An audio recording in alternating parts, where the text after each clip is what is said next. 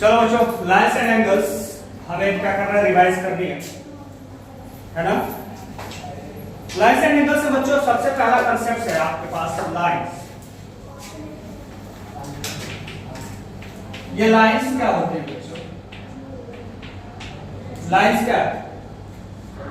तो लाइन्स क्या होते हैं बच्चों कि it is a breathless curve, मतलब इसको क्या होता है बच्चों, किसी भी दो पॉइंट्स को अगर कोई मिलाया जाए स्ट्रेट कर्व को, ठीक है ना, और दोनों को क्या करें, दोनों साइड एक्सटेंडेड करते हैं, तो इसको क्या बोलते हैं बच्चों, लाइन्स। ये क्या होते हैं, ब्रेथलेस कर्व, यही होता है ना। तो अब इसको क्या बोलते हैं, लाइन्स। अब लाइन्स को प्रेजेंट अगर करा जाता है बच्चों तो लिखा जाता है इसको नाम से, ये ऐसे ए बी रेज़ की पावर, ठीक है। अब आता है दूसरा क्या बच्चों, आपके पास आता है line segment. Line segment, line segments क्या होते हैं बच्चों, तो कोई भी एक लाइंस का एक पॉइंट पार्ट अगर उठा लिया जाए और दोनों का क्या हो, एंडिंग पॉइंट हो, दोनों का एक्सटेंड नहीं कर सकते, दोनों सेगमेंट्स किसी एक साइड में एक्सटेंड नहीं कर सकते, तब इसको क्या कहते हैं, लाइन सेगमेंट बोलते हैं। और इसको प्रेजेंट करते हैं क्या बच्चों, ए बी की पावर s, ठीक है ना। इसके बाद होता है बच्चों रेस। तो रेस क्या होता है बच्चों कि कोई भी क्या होता है, एक एंडिंग पॉइंट से अगर कोई भी पॉइंट से अगर निकलते चला जाए ऐसे, ठीक है ना, इसका एक एंडिंग पॉइंट होता है। इधर इसको आप क्या कर सकते हैं भाई, एक्सटेंड नहीं कर सकते, इधर एक्सटेंड कर सकते हैं, तो क्या होगा, इसको हम लोग क्या बोलते हैं बच्चों, रेस। और इसको हमें लिखा जाता है तो क्या लिखते हैं बच्चों, यहाँ पे ए बी की पावर रेस, यानी ए से लेकर कहां तक है, बी तक, इसको क्या करते हैं, रेस को प्रेजेंट करता है। और ये हमारा जो होता है क्या बच्चों, किसको प्रेजेंट करता है, लाइंस को प्रेजेंट करता है। ये बात तक क्लियर है आप लोगों को? ठीक। दूसरी चीज है बच्चों, आप लोगों के पास आता है अब एंगल्स की बारी आती है, लेकिन एंगल से पहले हम लाइंस के विषय में कुछ और भी पढ़ेंगे। लाइंस के विषय में हम लोग क्या पढ़ना है बेटा, अब हमारे पास क्या होता है, पहला होता है इंटरसेक्टिंग लाइंस। क्या होती है, इंटरसेक्टिंग लाइन। तो what is the intersecting lines बेटा? तो इंटरसेक्टिंग लाइंस का मतलब क्या होती है कि दो लाइंस यानी pairs of the lines, pair of lines क्या करती हो, किसी एक कॉमन पॉइंट पे क्या करती हो बच्चों, दूसरे को इंटरसेक्ट। जैसे अगर मान लो कि अगर एक लाइन ले लिया जाए, दो सॉरी एक पेयर्स ऑफ लाइन लिया जाए और क्या करती है बच्चों, एक हमारा एक लाइन ये हो गया और दूसरा लाइन ये हो गया, दोनों एक दूसरे को एक कॉमन पॉइंट पे, कॉमन पॉइंट, इन दोनों का कॉमन पॉइंट क्या है, ये वाला पॉइंट है।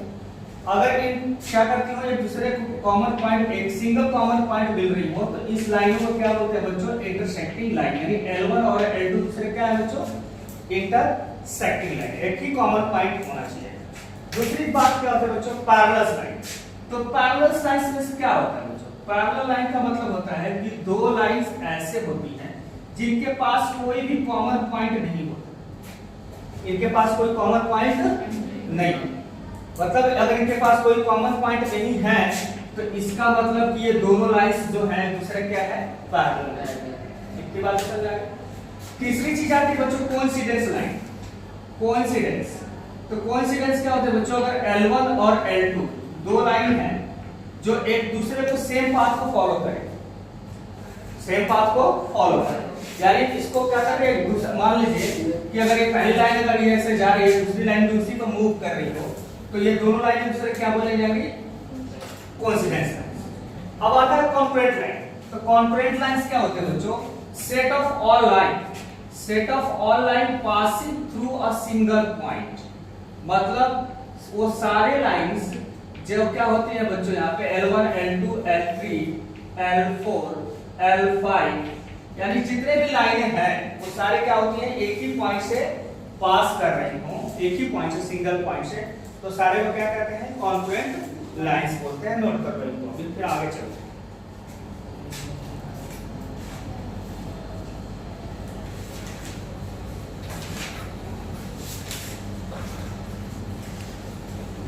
अब क्या करना है बच्चों, एंगल।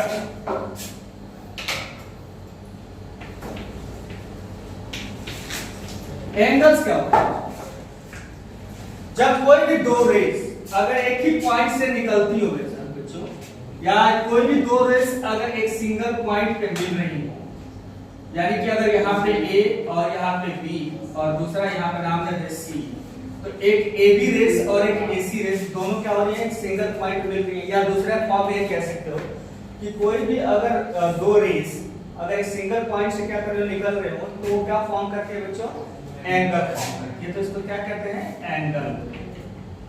यानी अगर कोई भी दो रेस अगर सिंगल पॉइंट में मिल रही हो तो उसको क्या बोलते हैं बच्चों, एंगल्स। अब आपके पास टाइप्स ऑफ द एंगल्स होते हैं बच्चों, types of angle. Types of angle, पहला होता है बच्चों आपके पास क्या, पहला क्या होता है, एक्यूट एंगल। पहला क्या होता है बच्चों, एक्यूट एंगल, एक्यूट एंगल। दूसरा क्या होता है बच्चों, ऑब्टूस एंगल, है ना। और तीसरा क्या होता है बच्चों मेरे, राइट। ऑब्टूस के बाद क्या होता है, रिफ्लेक्स एंगल बोल सकते हैं हम लोग। तो रिफ्लेक्स एंगल, रिफ्लेक्स एंगल। उसके बाद चौथा बच्चों क्या, राइट एंगल वाला है, राइट एंगल। उसके बाद क्या बच्चों, स्ट्रेट एंगल, स्ट्रेट एंगल। उसके बाद हमारे पास क्या हो सकता है, पांचवा हो गया, छठा हो जाएगा बच्चों क्या, कंप्लीट एंगल, कंप्लीट एंगल्स। ये हो जाएगा हमारे, कितना हो जाएगा, 6। और भी हो सकते हैं, वो हमारी बात की बात है, वर्टिकल या पोस्ट एंगल्स और सारे हम चीजें हम बात की बातें करेंगे। स्ट्रेट एंगल्स हमारा हो गया, right angle, acute angle, obtuse angle और राइट एंगल और स्ट्रेट एंगल्स हो गया हमारे पास, और कंप्लीट एंगल्स हो गया। बाकी जो बचेगा हम हमारी बात डिस्कस करेंगे, इसको नोट करिए, फिर आगे बताते हैं।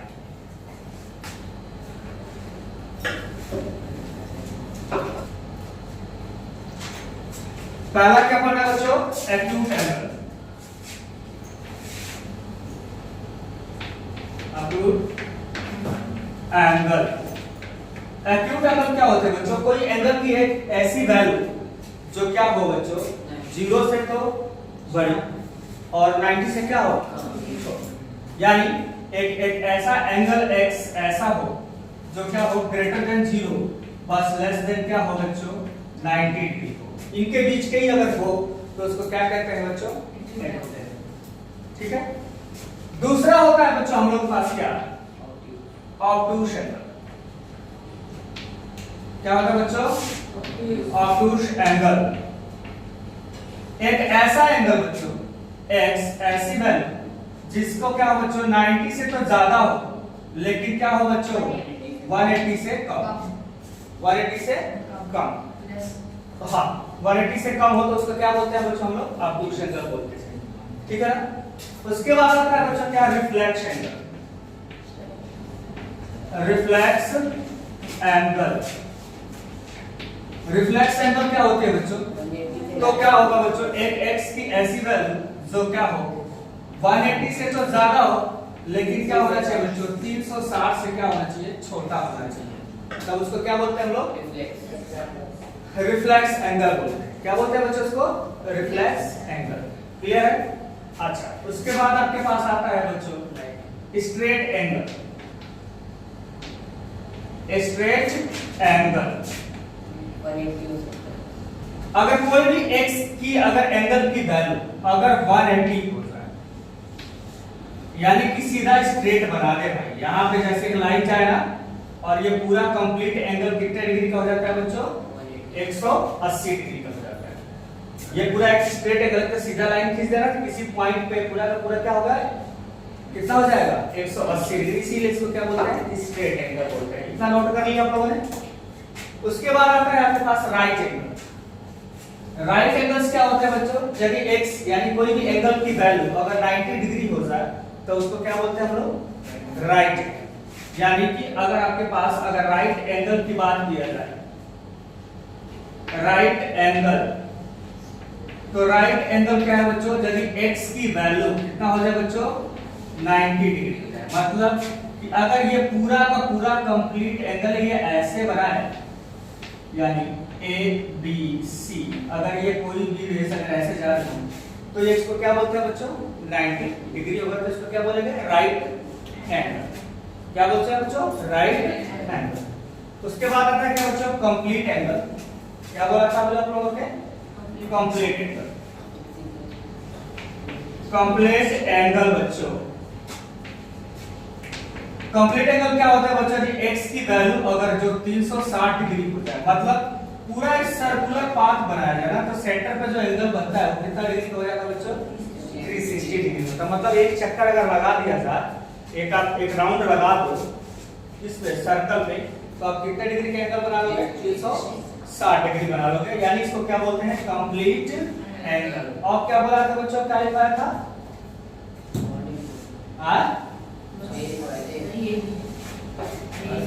हो गया। अब आता है बच्चों क्या आप लोगों के पास, अब नेक्स्ट आता है आप लोगों के पास क्या बच्चों, complementary angle. Complementary angle, complementary angle क्या होता है बच्चों, कॉम्प्लीमेंट्री एंगल। तो बच्चों देखो, किसी भी दो एंगल का सम अगर 90 हो जाए, किसी भी दो एंगल का सम बच्चों अगर 90 हो जाए तो दोनों एक दूसरे क्या होते हैं, कॉम्प्लीमेंट। मतलब ये कॉम्प्लीमेंट्री कह जाती है, ठीक है ना। मतलब इफ अगर कहा जाए बच्चों, इफ x प्लस y, यानी x डिग्री और y डिग्री दोनों का सम कितना हो जाए, 180 डिग्री। मतलब दोनों एंगल का सम कितना हो जाए, सॉरी 90 हो जाए बच्चों, 90। अगर 90 हो जाए तो हम उसको क्या कहते हैं, कॉम्प्लीमेंट्री एंगल। अगर मान लो कि अगर x अगर कोई है, अगर दूसरा पहला कहा जाए कि पहला एंगल अगर x डिग्री है तो दूसरा कितना होगा बच्चों, तो 90 माइनस x होगा। अगर एक पहला कॉम्प्लीमेंट्री x है तो दूसरा क्या होगा, 90 माइनस x आएगा। मतलब दोनों का सम कितना होना चाहिए, 90 होना चाहिए। दोनों का सम कितना होना चाहिए, 90। अब हमारे पास क्या आता है, उसके बाद आता है बच्चों क्या, सप्लीमेंट्री एंगल। क्या आता है बच्चों, सप्लीमेंट्री एंगल। सप्लीमेंट्री एंगल्स क्या होते हैं बच्चों मेरे, तो अगर इफ किसी भी दो एंगल का सम x प्लस y का सम बच्चों अगर हमारे पास क्या हो जाए, 180 हो जाए, मतलब दो एंगल का सम क्या हो जाए बच्चों, 180 डिग्री हो जाए, तो हम एक दूसरे क्या कहते हैं, सप्लीमेंट होते हैं। अगर एक एंगल अगर x का है तो दूसरा सप्लीमेंट्री कितना होगा बच्चों, 180 माइनस कितना होगा, x होता है। इसको नोट कर लो, सप्लीमेंट्री एंगल।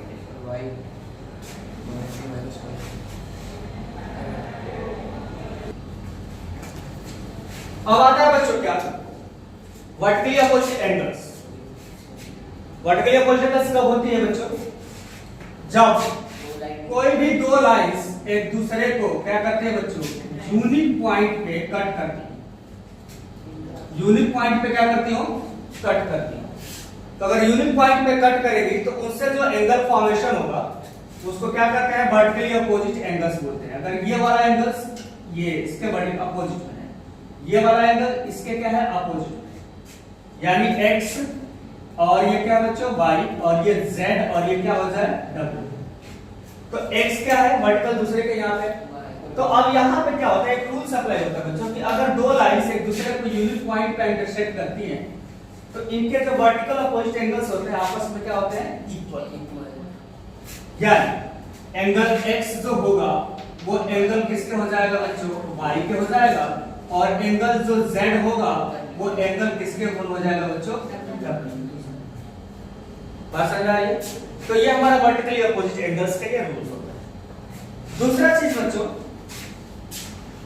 आपके पास अगर किसी भी स्ट्रेट लाइन पे, ये क्या हो लाइन, स्ट्रेट पेयर्स एक्सियम्स होते हैं बच्चों। यहाँ पे अगर स्ट्रेट लाइन है, पहली कंपल्सरी ये है कि ये जो लाइंस होनी चाहिए वो क्या होना चाहिए, स्ट्रेट है। ये भी बात ध्यान में रखना होगा, ये भी ध्यान रखना होगा कि ये कैसी लाइन है, स्ट्रेट। कैसी वैसी लाइन नहीं, स्ट्रेट। स्ट्रेट लाइन पे बच्चों अगर कितनी भी रेज स्टैंड कर दिया जाए, चाहे जितनी भी रेज स्टैंड करा जाए, रेस मतलब यहाँ पे P और यहाँ पे Q R, मतलब ये रेस हमारी हो गई कौन सी, PQ और क्या है बच्चों, PR, दो रेस हो गई। और ये लाइन कैसी है, स्ट्रेट। तो इनका जो सम होता है बच्चों, सारे एंगल्स का सम होता है जो है वो कितना होता है बच्चों, 180 होता है। मतलब angle x plus angle y plus of the angle of the w is equals to कितना होता है, 180 डिग्री।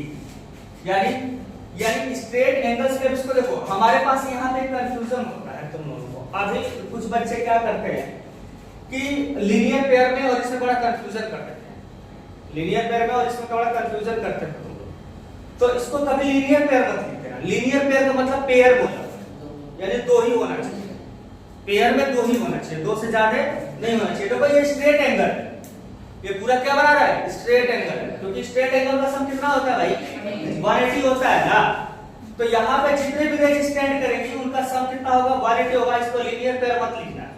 अब लीनियर पेयर से क्या है, तो लीनियर पेयर्स में क्या होता है बच्चों कि कोई भी लाइन, पहली बात तो ये भी स्ट्रेट का ही कहानी है, इसका ये भी क्या है, स्ट्रेट लाइन ही है। अगर कोई एक रेज स्टैंड कर रही हो, एक रेज मतलब यानी यहाँ पे P और क्या हो, Q है, तो इनका x और y जो एंगल बनेंगे, angle x plus angle of y का जो सम होगा वो कितना डिग्री हो जाएगा बच्चों, 180 डिग्री। इसको बोलते हैं क्या बच्चों, लीनियर पेयर। इसको लीनियर पेयर बोलते हैं। क्या होता है, कब, जब दो का और लाइन भी क्या होना चाहिए, स्ट्रेट होना चाहिए। अब यहाँ पे दोनों चीजें, एक चीजें समझ में आ रहा है, समझने की कोशिश करिए। इन दोनों में बड़ा कॉमन चीजें समझना है। लीनियर पेयर में कहता है कि अगर स्ट्रेट लाइन है, अगर कोई लाइन है ये वाली और कैसी है, स्ट्रेट है, और कोई भी रेज स्टैंड करेगी तो उनका सम कितना होगा, 180। इसका कन्वर्स क्या कहता है बच्चों कि if sum of two angles always अगर 180 हो जाता है, तो उसका जो सम अगर 180 हो जाता है तो लाइंस क्या होगी, स्ट्रेट। दोनों में समझने फर्क समझना है, एक थ्योरम और दूसरा क्या है, उसका कन्वर्स। कहता है कि अगर स्ट्रेट लाइन है, लाइन क्या है, स्ट्रेट है, तो उन दोनों का सम कितना होगा, 180 होगा बाय लीनियर पेयर। लेकिन अगर इसका उल्टा अगर बात हम करें तो उल्टा ये कहता है कि भाई अगर किसी भी दो एंगल का सम 180 हो जाए तो लाइंस क्या हो जाएगी बेटा, पूरा का पूरा स्ट्रेट हो जाएगा। इधर भी यही कहानी होती है कि अगर किसी भी, अगर यहाँ पे अगर कंप्लीट एंगल बना दे, अगर इफ x y z का सम अगर कितना हो बेटा, 180 हो जाए, तो ये पूरा का पूरा क्या हो जाएगा, स्ट्रेट हो जाएगा। माने स्ट्रेट एंगल बनाएगा, इसका मतलब कि पूरा क्या होगा, स्ट्रेट लाइन ही बनेगा। ये बात क्लियर है। तो दोनों थ्योरम आप देखो, यहाँ पे भी और यहाँ पर भी आपको कन्वर्स भी यही करना पड़ेगा, इसके लिए भी यही करना पड़ता है, ठीक है ना। वर्टिकल पोजीशन में आपको पता ही है कि x किसके इक्वल होगा, y के, और z किसके इक्वल होगा, w। ये बात क्लियर है। अच्छा नोट करो इसको।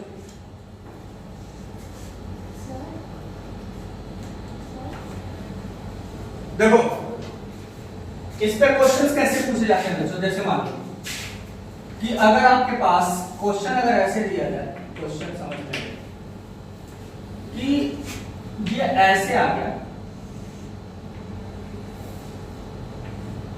2x 3x 4x and x, है ना, ये दे दिया गया। और ये सारे लाइंस जो भी है, ये क्या है, AB एक जो लाइन दिया गया है वो क्या है, straight. AB line is the straight. तो कहा जाता है कि भाई आप इसके एंगल की वैल्यूज को निकालें, आप सारे एंगल को बताएं। तो हमें क्या करना होगा, तो यहां पे देखो, यहां पे अगर कहा जाए तो यहाँ पे 4 और 5 जो 4 एंगल दिख रहे हैं यहाँ पे, इनका सभी का सम कितना होगा, स्ट्रेट एंगल। स्ट्रेट एंगल यही होता है ना। तो क्या हो जाएगा, 2x plus of the 3x plus of the 4x plus of x is equal to कितना बच्चों, 180। अब जरा जोड़ते हैं, 3 2 5 5 4 9 9 कितना हो जाएगा, 10, यानी 10x इज इक्वल टू 180। ये कैंसिल हो जाएगा, तो x की वैल्यू कितना हो जाएगी बच्चों, 18। x की वैल्यू कितना हो गई, 18।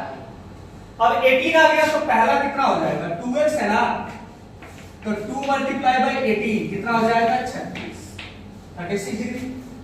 फिर दूसरा चाहिए तो 3 मल्टीप्लाई बाई कितना हो जाएगा 18, कितना हो जाएगा 18 54 यानी 54 डिग्री। ठीक है, 4 है तो 4 इंटू 18 तो कितना हो जाएगा 18 14 72 यानी 72 डिग्री, है ना। और x तो है ही, तो ये हमारा क्या हो जाएगा x is equals to 18 degree. मतलब आपको ये ऐसे निकालना, बात समझ आ रही है आप लोगों को। अगर आपसे ये कहा जाए कि भाई यहाँ पे अगर ऐसे लाइन है AB L स्ट्रेट है AB, और यहाँ पे 2x + 3 है, और यहाँ पे 4x 5x 3x plus of the 5 है, तो आपको बता रहा है कि एंगल क्या होगा, बताइए जरा सब कैसे लिखेंगे। तो आपको क्या करेंगे, इसमें आपको क्या करना है, इन दोनों को जोड़ना होगा। तो क्या करोगे बच्चों, तो 2x plus of the 3 plus 3x plus of the 5 is equals to कितना हो जाएगा बच्चों 180। यह हो जाएगा 5x plus of 8 is equals to 180। अब देखिए 5x इज इक्वल्स टू 180 में से क्या करेंगे 8 को घटा देंगे तो 172 आ जाएगा। तो हो जाएगा बच्चों क्या 5x इज इक्वल्स टू 172, तो x की वैल्यू क्या हो जाएगी 172 डिवाइडेड बाय 5, कितना आया आंसर 172 को अगर डिवाइड करेंगे तो 5 3 जा 15, बच कितना गया बच्चों यहाँ पे 2, 5 4 जा 20, फिर क्या बचेगा 2 और 5 4 जा कितना हो जाएगा 20, यानी कितना हो जाएगा 34.4। अब 34.4 अगर पॉइंट में घबराना नहीं है, क्या दिक्कत है, पॉइंट में आंसर नहीं आ सकते, आ सकते हैं। 35.4 अगर डिग्री आ गई तो पहला हमें यहाँ पे x की वैल्यू 30.4 रखना होगा, तो कितना आ जाएगा, तो हमें क्या करना होगा 2x प्लस ऑफ द 3, तो 34.4 मल्टीप्लाई बाय 2 प्लस 3, तो कर दो भाई 8 और कितना होगा 8 और 4 के 12 यानी 128.8 हो जाएगा, प्लस 3 जोड़ दीजिए, 3 जोड़ेंगे इसमें कितना हो जाएगा 131 पॉइंट कितना हो जाएगा 8, पहला आ जाएगा 131.8। अब दूसरा हमारा क्या है 3x + 5 है, 3x + 5, तो हमें क्या करना होगा 3x की जगह पे क्या लिखोगे भाई 34.4 प्लस ऑफ द 5।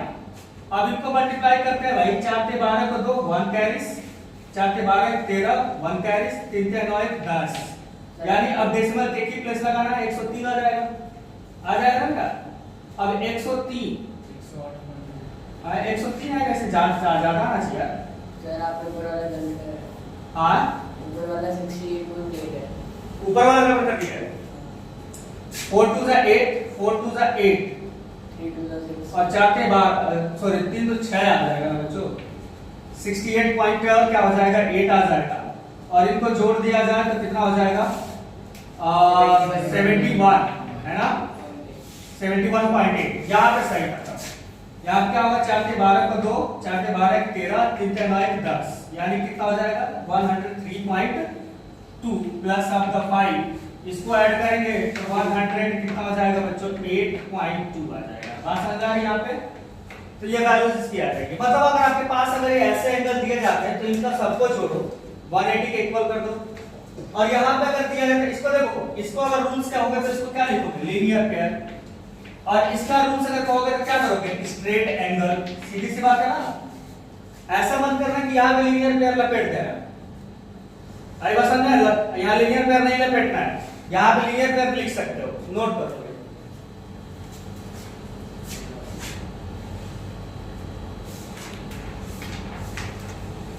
बच्चों अगला कंसेप्ट है आप लोगों का कि अगर कोई भी दो लाइंस एक दूसरे के क्या हो बेटा पैरेलल, L1 और L2, याद है L1 और L2 क्या है दूसरे के पैरेलल। अगर कोई भी अगर लाइंस इसको अगर इंटरसेक्ट करता है, कोई भी लाइंस L1 L2 और L3, ये L3 क्या है हाँ, ये दो लाइन एक दूसरे क्या है पैरेलल। पहली कंडीशन यही है कि L1 पैरेलल टू किसके बेटा L2 के है। तो हम L3 को क्या बोलेंगे बच्चों? ट्रांसवर्सल बोलते हैं। क्या बोलते हैं बच्चों? ट्रांसवर्सल। क्या बोलते हैं बच्चों? ट्रांसवर्सल। याद रहेगा। इसे कुछ एंगल फॉर्म होते हैं, कुछ एंगल फॉर्म होते हैं। ये आप लोगों को पता है कि एंगल कौन कौन से फॉर्म होंगे?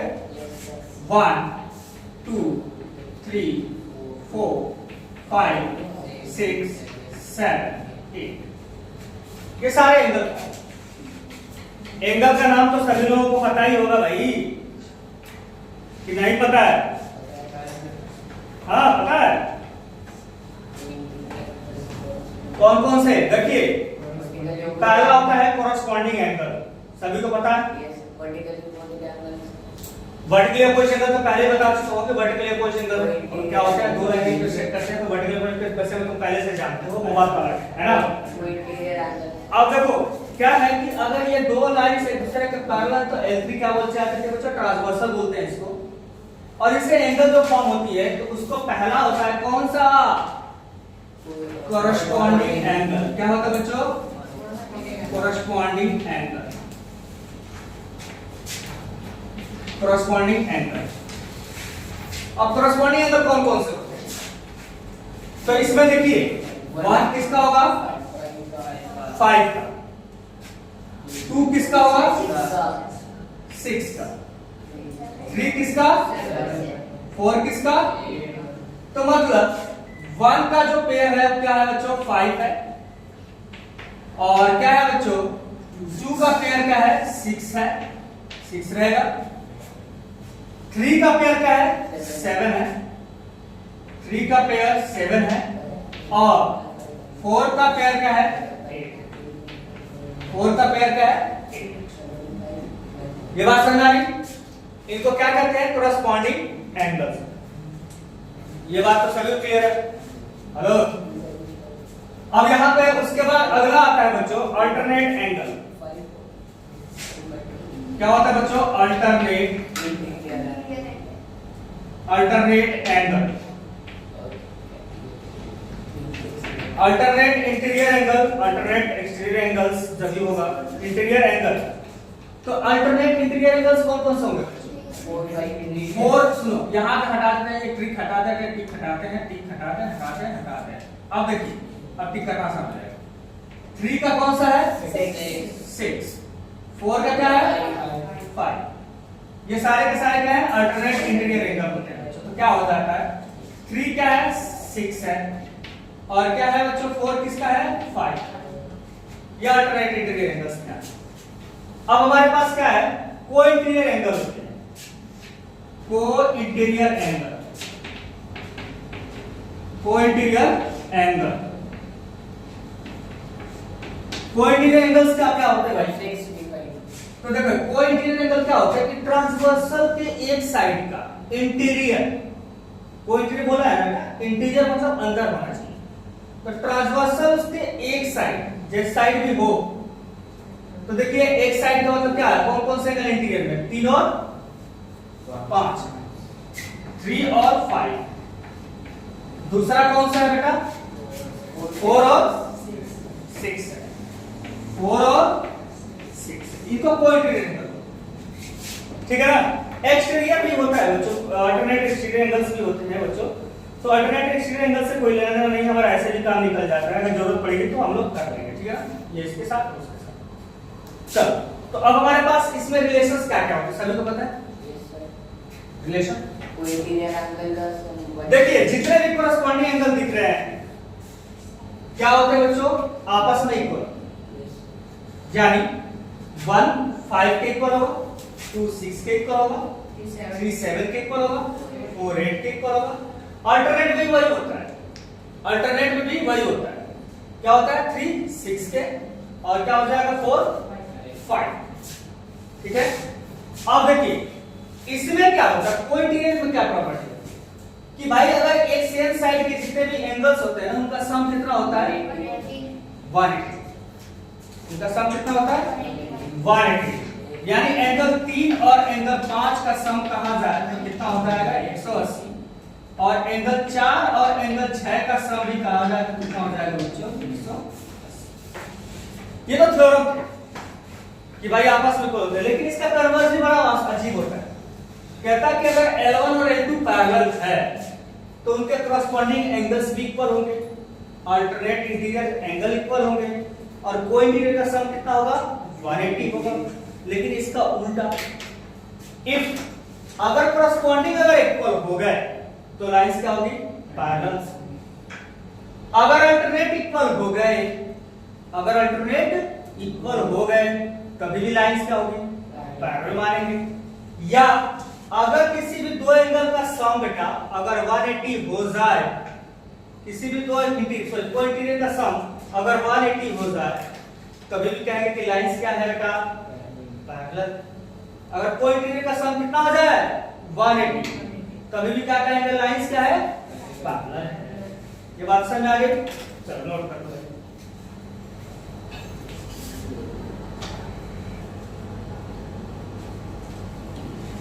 देखिए बच्चों एक्सरसाइज 6.1 क्वेश्चन हमारा फर्स्ट है। इसमें कह रहा है कि बच्चों AB और CD दो लाइन है, स्ट्रेट लाइन है भाई, intersect each other eight AB और CD ये दोनों दूसरे को इंटरसेक्ट कर। इसमें कह रहा है कि if the AOC angle AOC plus BOE angle BOE का वैल्यू जो दिया गया है वो 70 दिया है, 70 डिग्री। और कह रहा है कि एंगल BOD दिया हुआ है, एंगल BOD की जो वैल्यू दी हुई है वो दिया है 40 डिग्री। ठीक है ना? तो फाइंड करना है कि एंगल BOE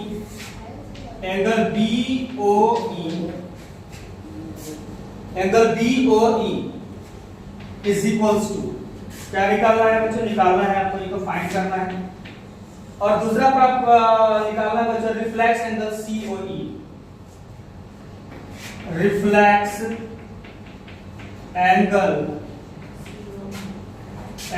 COE ये निकालना है, रिफ्लेक्स एंगल COE यानी एंगल ऐसे है रिफ्लेक्स एंगल COE। और जरा सा ध्यान देना AOC कौन सा बच्चों? AOC है ना, BOE मतलब ये, इन दोनों का सम दिया हुआ है, कितना दिया है 70। हम इसको x मान लूं, इसको COE को x मान लूं और BOD की वैल्यू दी हुई है। BOD कौन सा दिया है बच्चों? ये वाला 40 दिया हुआ है। ठीक है ना? अगर ये 40 दिया हुआ है तो इसका मतलब AOC की वैल्यू भी क्या होगी 40। क्यों भाई? वर्टिकली अपोजिट एंगल से हो जाएगा। यानी एंगल बच्चों BOD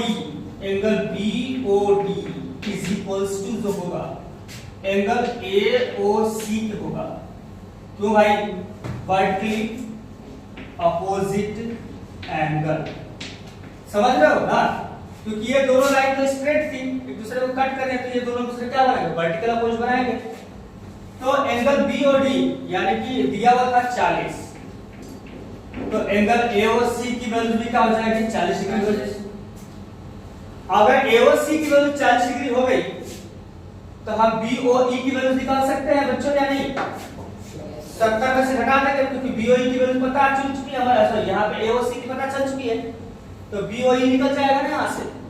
तो बताइए तो कितना हो जाएगा 40 प्लस कितना हो जाएगा बच्चों मेरे? एंगल BOE की वैल्यूज क्या हो जाएगी 70 है। तो एंगल BOE का आंसर कितना आ जाएगा बच्चों? 70 माइनस 40 कितना होगा बच्चों? BOE की वैल्यूज कितना हो जाएगी 30 डिग्री आ जाएगी 30 डिग्री, आंसर 30 आ जाएगा। अच्छा ये तो 30 आएगा। अब क्या पूछा था?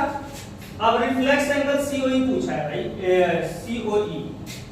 तो ये भाई COE निकालना था ये वाला। तो इन तीनों का सम कितना होता है 180 डिग्री होता ना। तो इन दोनों का सम तो पहले से पता है 70 है। तो यहाँ पे angle AOC plus angle BOE अब प्लस कितना बच्चों एंगल, तीसरा कौन सा एंगल है? COE। COE is equals to 180। अब यहाँ पे लीनियर पेयर मत लिख देना भाई, स्ट्रेट एंगल्स कर सकते हो, स्ट्रेट एंगल है ना। अच्छा, अब इसका वैल्यू तो 70 है। अब प्लस एंगल कितना हो जाएगा? COE is equals to 180। तो हमारा एंगल COE की वैल्यू कितना आ जाएगा? 180 माइनस 70 यानी कितना हो जाएगा? 110 डिग्री आ जाएगा ना।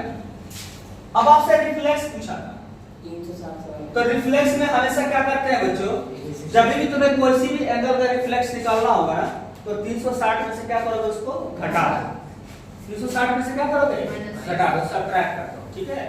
तो रिफ्लेक्स पता करना है COE का, तो रिफ्लेक्स COE कितना हो जाएगा बच्चों? Reflex angle COE is about 360 minus 110, what you get? बताओ भाई, 250 आ जाएगा। यानी कि रिफ्लेक्स तो होगा कितना हो जाएगा? 250 डिग्री आ जाएगी। नोट करो।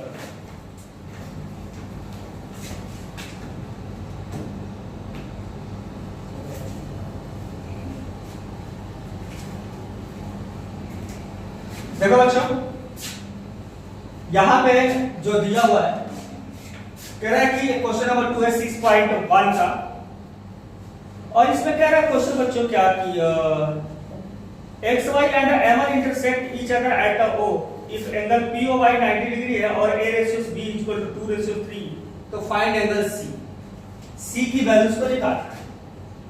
एंगल C जो है वो क्या है वो बताइए। देखिए, अगर ये 90 है तो इन तीनों का सम कितना होगा? 180 होगा। तो ऑब्वियसली बात है A प्लस B का सम कितना होगा? 90 है। यानी angle A plus angle of the B plus कितना हो जाएगा बच्चों? 90 इज इक्वल्स टू कितना बच्चों? 1 बाय का, क्योंकि ये तो 90 है ही दिया था पहले से। क्यों? Straight angle. ये समझ में आ गया बच्चों? यहाँ पे रीजन क्या लिखोगे? स्ट्रेट। तो angle A plus angle B का जो सम होगा वो कितना होगा? 90 सब्ट्रैक्ट कर दो, कितना हो जाएगा? 90 आ जाएगा। 90 सब्ट्रैक्ट कर दिया, 90 आ गया। अब हम क्या करते हैं? लेट करते हैं। A रेशियो B की वैल्यू कितना दिया है? 2:3 दिया है। तो सबसे पहले क्या करेंगे? लेट करेंगे। Let angle A is equal to कितना हो जाएगा? 2x, और एंगल जो B होगा उसको क्या कर देंगे बच्चों मेरे? 3x मान लें। चल, तो यहां पे क्या हो जाएगा? 2x प्लस आपका 3x इज इक्वल टू कितना हो जाएगा? 90। 5x की वैल्यू किसके इक्वल हो जाएगी बच्चों? 90 के। तो एंगल x कितना हो जाएगा बच्चों? 18। क्यों भाई? 5 से डिवाइड करोगे 90 को तो 18 आ जाएगा। 18 आ गया तो एंगल A की जो वैल्यूज आई थी हमें 2x माना था ना, तो एंगल A की जो वैल्यूज हो गई 2 मल्टीप्लाई बाय 18, तो कितना होगा? 36। और एंगल B की जो वैल्यूज हो गई 3 मल्टीप्लाई बाय 18, तो कितना हो जाएगा? 54 यानी 54 डिग्री हो जाएगा। अब देखिए, हमें C पूछा था, तो B प्लस ये भी तो कोई स्ट्रेट लाइन है। पहले से बोला था कि MN और XY क्या है? स्ट्रेट लाइन है, एक दूसरे को इंटरसेक्ट करते हैं। तो ऑब्वियस सी बात है B और C का सम कितना होगा? 180। इसमें लीनियर पेयर ले सकते हैं। तो angle B plus angle C का जो सम होगा 180 होगा। इसको लीनियर पेयर ही लिखा जाएगा बच्चों, ध्यान समझ आ रही? अच्छा, B की वैल्यू आप निकाल चुके हो, कितना होगा? 54। यानी इसकी वैल्यू क्या थी? 54 degree plus angle C is equals to 180। तो एंगल C की वैल्यू क्या हो जाएगी बच्चों? 180 माइनस 54, व्हाट यू गेट? 126। यानी 126 डिग्री जो होगा वो एंगल C की वैल्यू आ जाएगी। इतनी बात क्लियर हुई? चलो अगला 2 क्वेश्चन हो गए बच्चों इसमें, और आगे क्लास में, अगली क्लास में और सारे कर देंगे, सारा का सारा पार्ट खत्म कर देंगे, ठीक है ना बच्चों? नेक्स्ट क्लास में सारा खत्म कर देंगे। मतलब आप लोग का जब पेपर आएगा ना तो हो जाएगा। ओके बच्चों।